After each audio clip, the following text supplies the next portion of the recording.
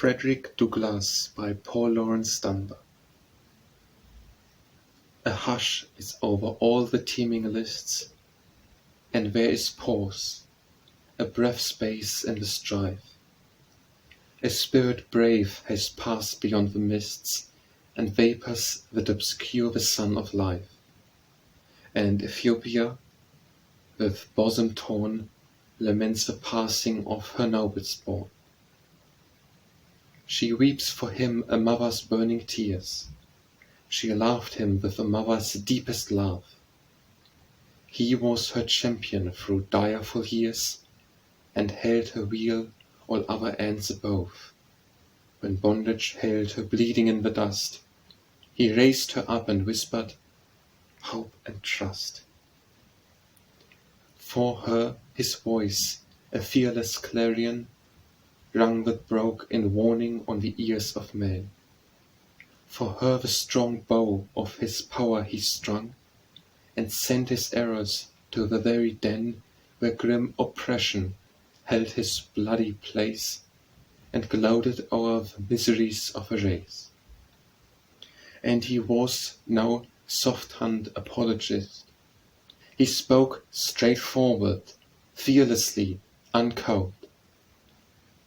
The sunlight of his truth dispelled the mist, and set in bold relief each dark-hued cloud. To sin and crime he gave their proper hue, and hurled at evil what was evil's due. Through good and ill report he cleaved his way, right onward, with his face set toward the heights, nor feared to face the foeman's dread array, the lash of scorn, the sting of petty spites. He dared the lightning in the lightning's track, and answered thunder with his thunder back. When men malignet him, and their torn wrath in furious precations o'er him broke, he kept his counsel, as he kept his path. 'Twas for his race, not for himself, he spoke. He knew the import of his master's call, and felt himself too mighty to be small. No miser in the good he held was he. His kindness followed his horizon's rim. His heart, his talents, and his hands were free to all who truly needed aught of him. Where poverty and ignorance were rife, he gave his bounty as he gave his life.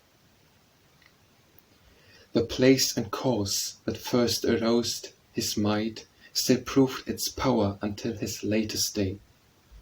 In freedom's lists and for the aid of right, still in the foremost ring he waged the fray. Long lived, his occupation was not gone.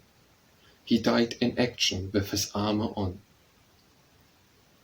We weep for him, but we have touched his hand and felt the magic of his presence nigh, the current that he sent throughout the land, the kindling spirit of his battle cry.